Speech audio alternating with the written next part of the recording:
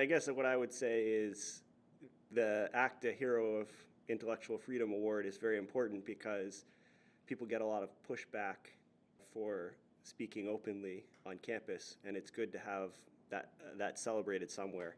And so even, for example, in my department, they refused to announce that I had gotten the award. The administrators are weak cowards, and they need something to point to as an excuse if there's a mob of activists trying to deplatform someone. And so if you have something that everyone's agreed to in advance, such as the Chicago principles, that's really excellent, a way that they can get out of trouble. Now, the other thing that alumni should be aware of is the importance of the Calvin Report at UChicago, which is a commitment to institutional neutrality on social and political issues. And there are similar dynamics where there's some big social issue and activists demand that the university make a statement on it. And if the administrators can point to a report that everyone has agreed to and say that we don't make statements on anything, then it gets them out of that problem, and then it allows the freedom on campus for scholars who dissent from the majority opinion to make their views known. When you get restrictions on inquiry in STEM, then STEM doesn't function as well. When you get political tests on hiring faculty, then you don't get the best candidates. But it's actually probably okay long-term for science because scientific research will just migrate to countries like China, which aren't doing this stuff.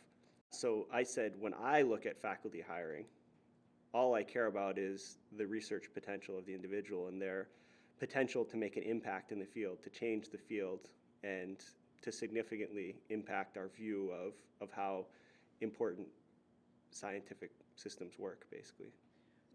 What I like is thinkers who are creative and think differently. So science is like any other field where most of the people are just sort of sheep bowing along, and there's only a small number of people who actually do anything interesting. And so I'm looking for that spark, creativity. So the first thing that happens if you have a political test on hiring is that you discourage certain people from even pursuing the field. The second thing that happens is you tell everybody who actually applies that there are allowable views and that they can't pursue truth freely. And that's going to discourage their ability to do their research, even if it's not directly related to the political issue that you tested on.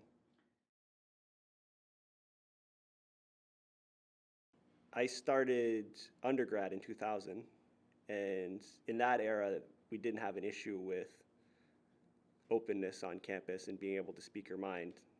It never even came up. I started to notice that things had gone bad around 2015, and since 2015, I guess I would say it's gone from worse to worse.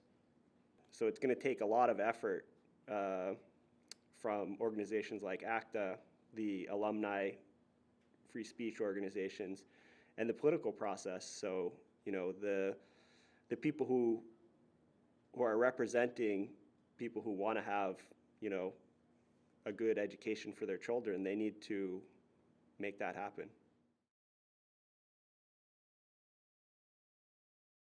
Well, I think the number one thing to do is to make every university adopt the Chicago Principles and the Calvin Report and the Shills Report from UChicago. And so Chicago Principles says everyone is free to express any opinion they want. It doesn't matter if it offends you.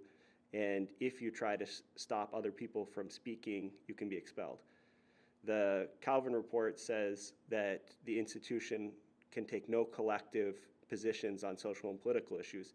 And the Shills Report says academic hiring and promotion can only be done on the basis of academic qualifications, with nothing else taken into account, including these DEI statements. And that's why UChicago is one of the few institutions that has across the board resisted using DEI statements.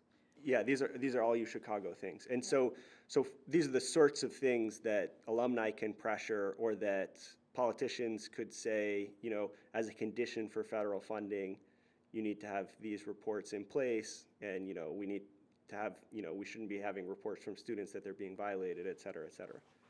Yeah, so if you want to get rid of DEI statements, shills is the number one thing. We've never, so I think DEI statements are a violation of Calvin because it's the university effectively saying this is the political position that we take, but they're certainly a violation of the Shills report. And so that's just as important to get on there. One thing that everyone should be aware of is that a lot of the things that are being done associated with DEI are patently illegal. So, for example, the Supreme Court has previously ruled that you can take into account diversity in admissions only to the extent that it's improving the educational outcomes of the entire student body. But you can never take it into account for faculty hiring. Yet they're doing this at universities, and they're usually quite open about it on emails, internal emails. And so there's a gold mine for somebody to bring cases associated with this stuff. It's a totally foreign concept to the educational experience. A university is not a kindergarten. And so there are certainly places in the family you should feel safe. In a kindergarten, you should feel like it's a safe space. But university is a place to be challenged. You should feel physically safe. No one should assault you. But just because you feel uncomfortable because someone made an argument that you disagree with, that doesn't mean you should get to stop them from speaking. So that's a framework that I proposed with my colleague Ivan Marinovich at Stanford, and the idea is that, it's really just a repackaging of traditional liberal values. So you would make evaluations based on a meritocratic framework that includes an objective function that's clearly defined and only related to things relevant to the job at hand.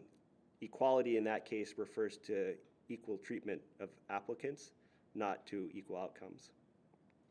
And of course, this is the only way to do things fairly, so that's how fair comes in.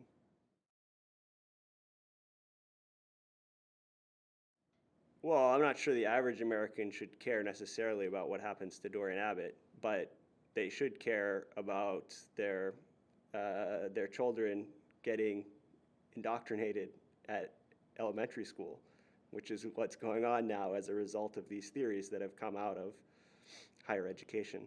So the education schools in particular are a cesspool of the worst ideas out there, and they're indoctrinating teachers who then go out and try to capture students into this worldview. Well, let me tell you a little story. When I teach 500 undergrads a year, and I have about a couple dozen graduate student teaching assistants, and at the beginning of class, I have to help them get ready to do the teaching. And what I say is, like, these guys look like knuckleheads who drank too much beer last night, but in 30 years, they're going to be CEOs and business leaders and government leaders, and some nerd is going to come into their office and be pointing at figures and saying lambda, lambda, nu, and this is like our chance to give them a chance to actually understand what's going on. But that's the key issue, is that these kids coming out of these schools are going out and having important positions in society, and they're taking a lot of these ideas with them. Yeah, so ACTA, FIRE, the Academic Freedom Alliance, the Heterodox Academy, all of these groups, the alumni free speech groups, they're all really important. One thing I'd like to say, people often use the pendulum metaphor. They say, oh, the pendulum's just swung that way and it's going to swing back. And the problem with that metaphor is that it's passive. And so swinging the pendulum back, in this case, requires people to actually do something, to join these groups, to give money, to make their voice heard.